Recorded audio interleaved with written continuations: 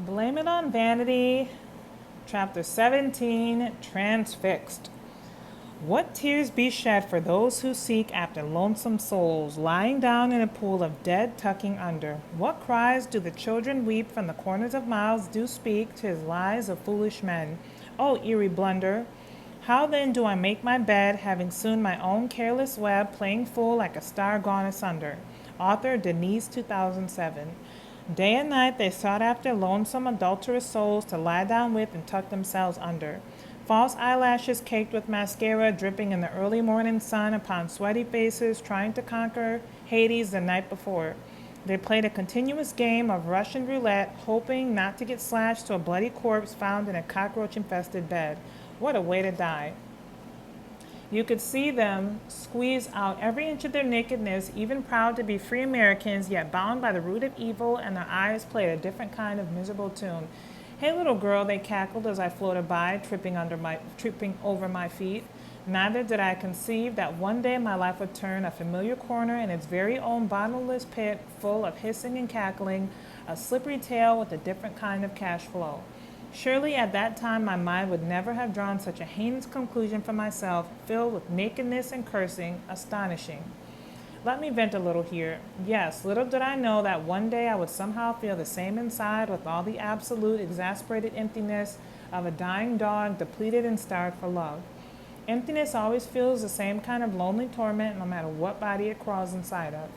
Everyone has a big black hole deep in the pit of their heart that neither riches nor gold, man or woman, or anything else will make it whole.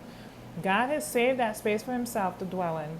God shall wipe away all their tears from their eyes. Every morning, bending down to pick up the newspaper, I would read about the gruesome killings having taken place the night before. So many prostitutes to add to the massive heap of brutal murders in the world.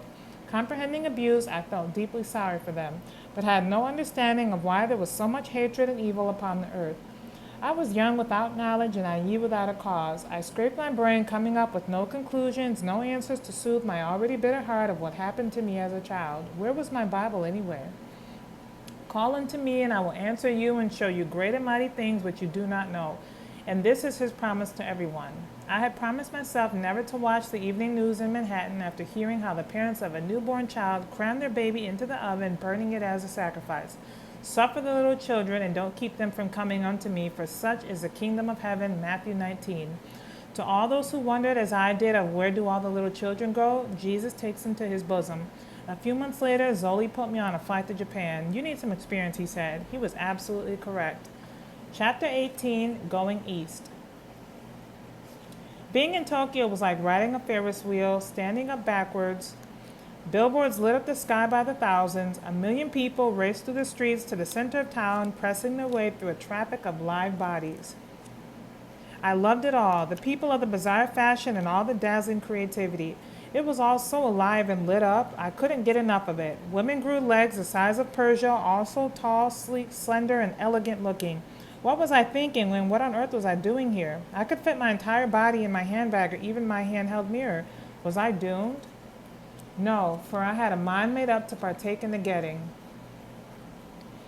I watched as they sauntered across the catwalk, dancing to the sounds of heavy bass beating drums. My thoughts continued to plummet deeper into a pool of daydreaming madness, zealous to obtain fame and fortune with the credentials of an alley cat.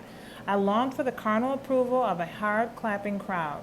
A dream without measure, a body without length, I was ready to conquer the world.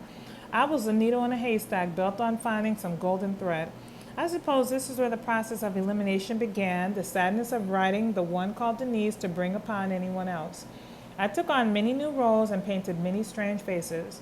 The further I stretched myself into make-believe, the easier it was for me to erase my past. I was free flying without a pair of wings, selfishly wanting what I believed the world owed me. I knocked my head up against adversity, and adversity would one day come back to laugh at me. There are certain moments in life that are made to be remembered, and this was one of those times. I recall one afternoon, Len and I went shopping in a Japanese record store. We ventured over into the R&B section and picked up a record with Prince on the cover. I said, "Look at this guy, he could be my brother." I returned home to New York City after a long, exhaustive, but thoroughly exciting 9-month run of real Japanese culture shock. Yes, I was home all right. And after settling into the city's fast-paced hysteria, Zoe, my agent, called me in to see how well my portfolio had progressed. It was time to get back to work, time to hit the city streets and knock on a million doors. I was hoping to be every photographer's next jaw-dropper. Jerry, held captive by me, relented and introduced me to some of Manhattan's flamboyant night owl subjects. With my teeth perfectly polished and my manners carefully sweetened, I flaunted my femininity in my speak to me looking glass earlier that evening. I added layer upon layer of makeup, and anyone looking too closely might suspect I was pushing to eliminate the real me. How was I to know the drastic measure of changes taking place in my mirror were actually engaging a trap for my naive and tender heart? I had ventured into many a club prior to that time, but nothing could have prepared me for that one particular experience. A galaxy of partygoers, all sheathed up in an enormously grand three-story building, mainly Jerry's, namely the Ritz. Inside, a massive amount of beauties tore down the house, and the songs roared out with a heavy bass beating, blasting through the amplifiers and into the city streets. So many models stood about, beautifully poised, with their backs flattened up against the walls. There were long and lanky girls wearing masks of perfectly placed makeup and mascara that would inevitably drip down from a midnight sweat. A crowd of men and women touching closer than skin, twisting and turning, churning like butter. You can be certain everyone was mesmerized by each other's hair, skin, and envious of one another's facial features. I know that I most certainly was. I recall the plunge of an oblivious state when I had examined how quickly the drugs took effect, decaying its victims from the inside out. The lowering of the eyelids, the choking sounds, and the quick catching of their breath. The New York's top models arrived, explosively dressed and highly exquisite at that. However, they grew increasingly frustrated trying to keep the crowd of intoxicated ones from burning cigarette holes in their designer dresses. There was always a pool of liquor available, and certainly altogether enough to create a man-made lake in the center of the room. And might I mention the various pollutions of drifting smoke contaminating all of the men's breathing space, lurking about in search of his next cancerous victim? I wondered as I sat there with a cigarette dangling between my lips, trying to be cooler than Alaska. Planting a few tall trees in the center of the room for a little extra oxygen would have sufficed. I asked myself, am I having fun yet? How did I, so young, the damsel in distress, ever defeat the shaking, swooping, and swallowing up of the Jekyll and Hyde characters? They swirled around their huge swelling words with a mouthful of martinis and fatty innuendos, swimming in subliminal sexual suggestions, making a rather ill impression. Was this my future? Slap me silly and don't call Cupid. Curiosity was chasing me, the cat. How does one misconstrue the simple language of English only to become a mouth-spewing, fourth-foul, blasphemous profanities? Not to mention the storytellers that slithered in and preyed on the unfortunate ones without fortune, romancing their pipe dreams that never really lasted longer than a double-jointed sentence. This enigmatic, cryptic back room of the club consented itself in being the beautiful people's room, the rich extraordinaire. They were content on bargaining favors for money or beauty for dope and ready to kiss the boot of any bouncer guarding the door. Yes, truly the cracks in the ceiling kept many a hidden secret.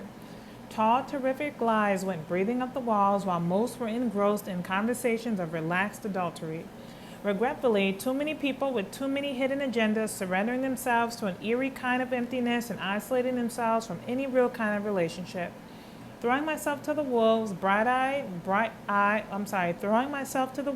eyes bright wide, I quickly headed towards the colorful, riotous creatures of the dark.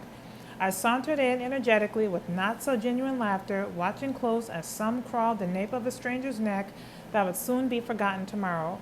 I was indeed so gullible to a world of which I had not known the likes of yet.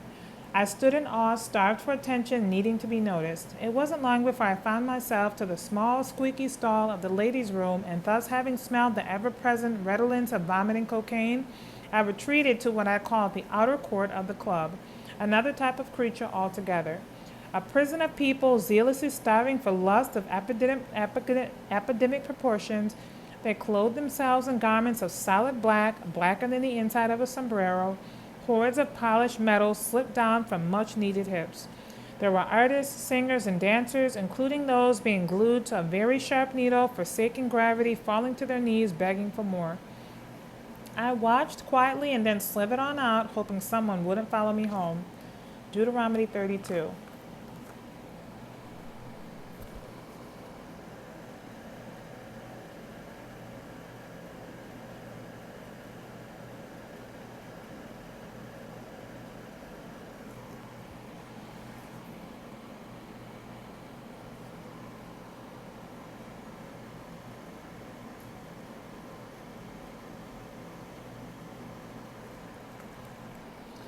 As I looked about me, was my future doomed? Would I become one of them, an extroverted, dominating, money-making, mimicking songstress, highly igniting my own perversions? Yes, indeed, most precisely, and it would come with a high price for me to choke upon. Dare I say I had not considered my latter end or tallied up the cost? Jerry slipped a card between my fingers and said, "This man can help you. Hal Ray, Vice President of the William Morris Agency." So once again, I found myself snatching clothes from a closet, shoving them into a small suitcase, and quickly boarding a plane headed for Hollywood. Finally, these old hills were calling me hither, where I would venture to write my name Denise to the sign here line of a new contract. I enjoined myself to the William Morris Agency. They ushered me into the president's office to chat about building my career. Mr. Weisberg desperately tried to convince me that juggling two careers, acting and singing, was an insane idea. "You can't be an actress and a singer too, Denise," he said defiantly with a strong frown on his face. Can you imagine how devastated I was?